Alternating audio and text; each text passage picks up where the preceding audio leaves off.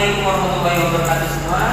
Waalaikumsalam warahmatullahi wabarakatuh. Terima kasih ya kepada ketua kelas atau tadi siapa yang memaksud tadi untuk masalah tadi? Mei ya. Terima kasih Mei yang telah memasang dan juga telah menampilkan modul Bapak. Jadi apa kabar harinya hari ini? Baik, Pak. Alhamdulillah baik semua ya. Dan juga Bapak lihat isi semua ya. Siapa yang pikir hari ini? Fitri. Oke, terima kasih Fitri. Bapak senang kalau lihat bersih-bersih ini ya. Selanjutnya baiklah, sebelum kita memulai pelajaran hari ini, ada baiknya kita berdoa terlebih dahulu. Jadi, siapa ketua kelas ini? Mei. Oke, Mei. Kepada Mei, tolong dibantu Bapak untuk berdoa hari ini ya. Pelajaran. Baik teman-teman, sebelum kita memulai pelajaran, mari kita berdoa menurut kepercayaan masing-masing. Berdoa mulai. Doa selesai. Baiklah, terima kasih. Misalnya Bapak akan absen untuk hari ini. Bapak absen mulai dari Fitri Ramadhani, Hadir Pak. Mei, Hadir Pak. Kita Andita, Hadir Pak. Cahyo Cipta Agung. Tidak masuk Pak. Tidak masuk. Kenapa Pak? Isi sakit? Tidak tahu Pak. Apa berarti ya? Baiklah. Jadi Bapak ingin menyampaikan sebelumnya bahwasanya dalam untuk pelajaran hari ini kita akan melakukan kegiatan mengamati materi pada media PowerPoint yang akan Bapak perlihatkan nanti, dan juga menganalisis penulisan sejarah historiografi itu dengan benar, dan seterusnya itu kalian nanti Bapak suruh untuk membuat proyek dari aplikasi Canva, dan seterusnya kalian akan mempresentasikan hasil dari apa yang kalian buat melalui Canva ini. Selanjutnya saya oke. Jadi sebelumnya Bapak ingin mengingatkan kembali. Jadi pelajaran minggu lalu itu tentang apa? Ada yang masih ingat? Saya Pak. Ya, Mei? Tentang sumber sejarah Pak. Oke, tentang sumber sejarah. Nah, sumber sejarah itu ada berapa? Apa Be? Apa saja? Saya Pak. Ya. Ada sumber sejarah primer dan sekunder. Oke, baiklah. Tepuk tangan dulu. Jadi kemarin kita telah membahas mengenai sumber, yaitu sumber primer, sekunder, dan hari ini kita akan melanjutkan mengenai penulisan sejarah atau historiografi.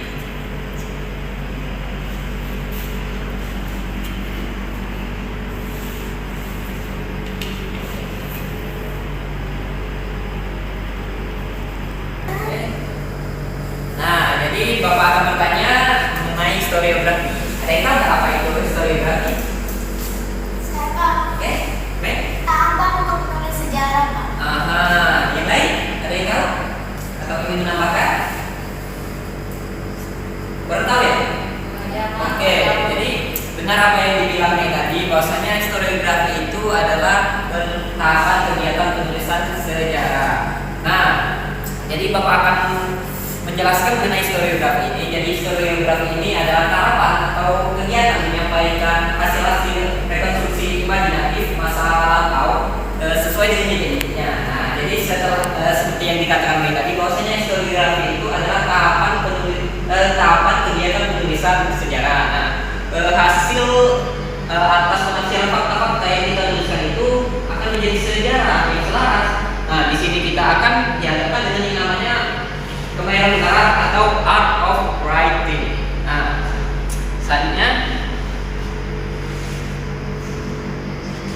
oke, penulisan sejarah historiografi. Pada tahap ini sejarawan menyusun hasil interpretasi berbagai fakta sejarah. Bentuk dari historiografi ini berupa publikasi, laporan penelitian sejarah. Nah, jadi historiografi ini harus dipublikasikan dan diketahui oleh berbagai kalangan agar historiografi ini bisa dipertanggungjawabkan. Dan kalian tahu nggak kalau historiografi ini bisa mengukur kesuksesan sejarawan? Tahu nggak? Nggak tahu kan? Nah, jadi kesuksesan sejarawan itu dapat diukur melalui historiografinya. Kenapa? Karena historiografi itu ada sebuah bentuk komitmen dari sejarawan dalam mempelajari ilmu sejarah. Nah, dalam penulisan sejarah atau historiografi ini pada umumnya terdapat 3, baik oleh sejarawan Indonesia maupun sejarawan luar. Jadi jenis-jenis historiografi. Nah, jadi jenis-jenis historiografi ini ada 3 seperti yang Bapak jelaskan tadi, yaitu historiografi tradisional, historiografi kolonial, historiografi modern. Nah, jadi kita masuk ke historiografi yang pertama, yaitu historiografi tradisional. Nah, historiografi tradisional ini adalah tulisan sejarah yang dari masa kerajaan Hindia, maksudnya Islam di Indonesia dan juga kerajaan Islam di Indonesia. Nah, bisa dilihat bahwasanya ciri khas dari historiografi ini tradisional ini adalah berpusat pada istana, raja dan bangsawan. Karena ya tadi banyak menuliskan sejarah yang berkaitan dengan kekuasaan dan penguasaan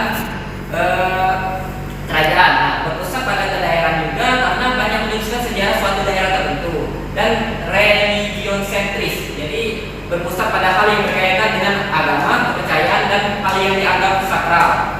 Nah, jadi kalian bisa lihat salah satu contohnya yaitu Serat Darmulan yang ditulis pada awal abad ke-19. Selanjutnya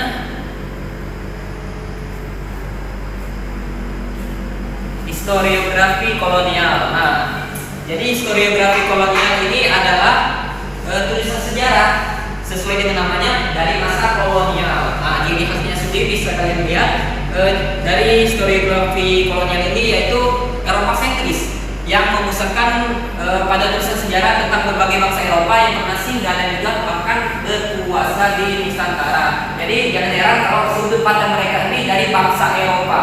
Jadi berpusat pada kacamata bangsa Eropa, dan salah satu contoh karyanya itu adalah dari Thomas Stamford Raffles yang berjudul The History of Java yang diterbitkan pada tahun 1817. Nah, selain itu ada juga Belanda sentris. Nah, karena Belanda kan ada di Eropa, jadi ada juga Belanda sentris yang sudut pandangnya juga berasal dari sejarawan Belanda. Nah, salah satunya contohnya itu ini, nah, The Archer, yaitu orang Aceh, yang ditulis oleh karya dari Christian Snodgrass. Jadi mereka ini sumber sejarahnya tuh, mereka mencari sumber-sumber ini berasal dari arsip-arsip pemerintah Belanda. Jadi dari sana mereka bisa menuliskan historiografi kolonial ini. Selanjutnya historiografi modern, yaitu historiografi yang ketiga, yaitu historiografi modern. Nah, historiografi modern ini menurut Sartono Kartodibio adalah tulisan sejarah yang menempatkan rakyat Indonesia sebagai pelaku sejarahnya. Nah, jadi ciri khas dari historiografi modern ini adalah Indonesia sentris. Nah, salah satu contohnya bisa dilihat yaitu pemberontakan petani Banten pada tahun 1888, karya Sartono Kartodibio juga. Nah, ciri lainnya juga ada dari historiografi modern adalah membangun nasionalisme. Karena ya sejarah itu dipelajari agar kita tuh menurut Muhammad Yamin itu agar kita bisa membangun rasa cinta, rasa bangga dan juga identitas suatu bangsa dalam mempelajari sejarah ini. Sesuai dengan apa yang dibilang Soekarno, yaitu jas merah. Nah, ada yang tahu nggak apa arti jas merah? Ada yang tahu? Sejarah. Oke. Jangan sekali-sekali melupakan sejarah. Iya, jangan sesekali melupakan sejarah. Nah, maka dari itu historiografi modern ini untuk membangun rasa nasionalisme. Nah, yang hebatnya lagi dari historiografi modern ini tidak berpusat pada tokoh-tokoh besar. Jadi mereka ini juga menampilkan rakyat-rakyat kecil, peran-peran rakyat kecil seperti peran perempuan, peran petani, peran ataupun buruh. Nah, jadi itu kekhasan dari historiografi modern. Selanjutnya bias sejarah. Nah, bias sejarah ini jangan kalian anggap bias-bias kalian seperti Taehyung ataupun Kim dari Korea itu ya. Jadi bias sejarah ini adalah kecenderungan unsur subjektivitas baik dari individu maupun kelompok dan unsur keterpihakan dalam historiografi sejarah. Nah, biasanya bias sejarah dalam historiografi itu dilakukan dengan membuat narasi atau cerita yang tidak sesuai fakta dan juga sumber-sumbernya itu masih diragukan kevalitannya. Nah, biasanya bias sejarah dalam historiografi ini ada di historiografi kontroversial. Nah, bagaimana kita cara menghindarinya? Ada yang ingin tahu? Ingin tahu semua kan? Iya, Pak. Nah, jadi untuk menghindari bias sejarah ini dalam historiografi ini kalian tuh jangan terpaku pada satu sumber. Jadi kalian tuh harus membaca sumber, membaca buku, melihat perspektif orang lain, sudut pandang orang lain, sehingga kalian itu bisa memahami dan juga menyimpulkan, sehingga kalian bisa lebih objektif melihatnya itu. Selanjutnya Bapak akan memberikan proyek ya kepada kalian. Nah, jadi proyek kalian itu adalah mencari contoh lain dari historiografi yang telah Bapak diperlihatkan tadi, seperti contoh historiografi modern, tradisional, kolonial. Nah, Bapak ingin kalian mencari lagi dan kalian buat infografis. Nah, infografis ini Bapak sarankan kalian itu mendownload Canva. Bisa dibuka HP-nya untuk download Canva? Ya, baik, Pak. Oke. Kita tidak bawa HP ya? Enggak. Oke, tidak apa-apa. Mei, ya, udah ya. Fitri, oh Fitri udah download dari lama sepertinya ya. Iya, Pak. Nah, jadi Bapak pengen kalian cari di internet, terus kalian bikin infografis. Nah, setelah itu nanti akan presentasikan. Jadi Bapak hari ini tidak meminta 100% sudah, tetapi ya sekitar 50% ataupun 70%. Jadi nanti tinggal di rumah selesaikan. Oke?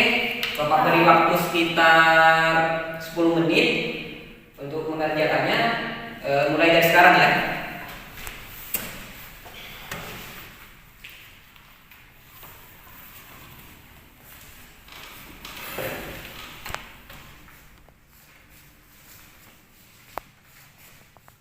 Kalau ada kesulitan tanya saja ya ke Bapak. Yang ada. Baik, Pak.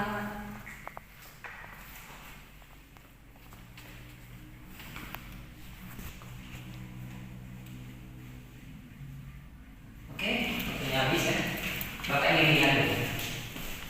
Kita tidak bawa ya. Ini tadi ya udah berapa persen ini? 50, Pak. 50%. Oke, kalau Fitri 70, Pak. oh, 70, berarti mau sudah ini. Cepat juga ya kamu ini. Nah, jadi ya tadi udah Bapak lihat, Bapak senang dengan pernak-pernik yang kalian gunakan, ada burung, ada lope-lope ya, Bapak suka lihatnya. Nanti makin diperbagus ya di rumah nanti. Selanjutnya, nah materi Bapak sudah habis. Jadi sebelum itu Bapak ingin menyimpulkan, tetapi Bapak ingin terlebih dahulu kalian yang menyimpulkan. Jadi ada yang bisa bantu Bapak untuk menyimpulkan materi hari ini? Saya, Pak. Oke, kita Bapak persilakan. Jadi historiografi itu adalah kegiatan penulisan sejarah yang sangat penting dalam menuliskan sejarah untuk mendapatkan hasil sejarah yang lebih mendalam, Pak. Baik Pak, bagus ya. Berarti kita menyimak apa yang Bapak sampaikan. Jadi Bapak ingin menyimpulkan kembali dari apa yang kita sampaikan. Jadi bahwa historiografi itu adalah tahapan kegiatan penulisan sejarah. Itu sangat penting. Apalagi kalian misalnya masuk ke pendidikan sejarah atau ilmu sejarah, mungkin kalian masuknya tidak sengaja ataupun pada terpaksa, itu Bapak tidak tahu karena itu juga takdir. Jadi sangat penting bagi kalian kalau nanti kalian melanjutkan jenjang ke pendidikan sejarah ataupun ilmu sejarah. Nah, selanjutnya Bapak akan memberikan kalian soal evaluasi.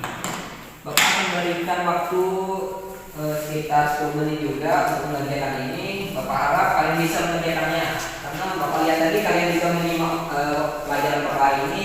Nah, ini Bapak bagikan. Oke, Bapak beri waktu 10 menit ya.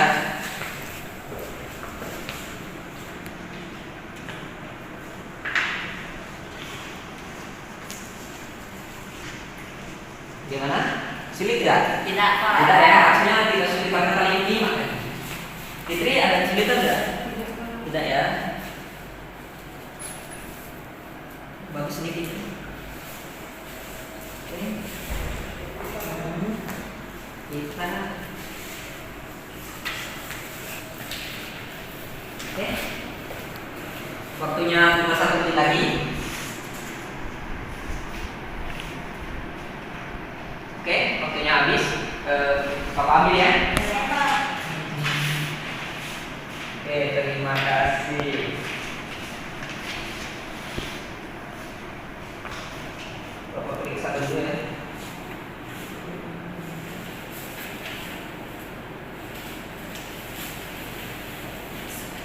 Oh, Fitri ini panjang sekali ya jawabannya. Bapak suka ya.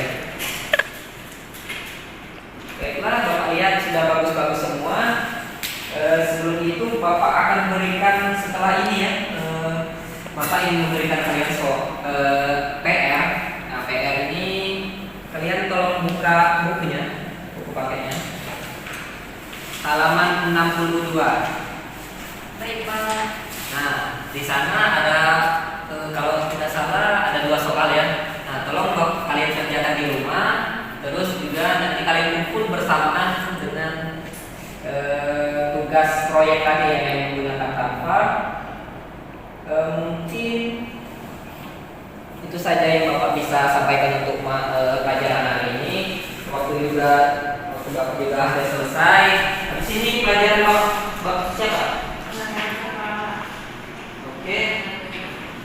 Nah, jadi Bapak ucapkan terima kasih atas partisipasi kalian yang telah hadir. Bapak senang sekali. Setelah itu tolong naik untuk memimpin doa untuk hari ini. Bapak silakan. Baik teman-teman, sebelum kita pulang kita mari kita berdoa bersama. Berdoa mulai.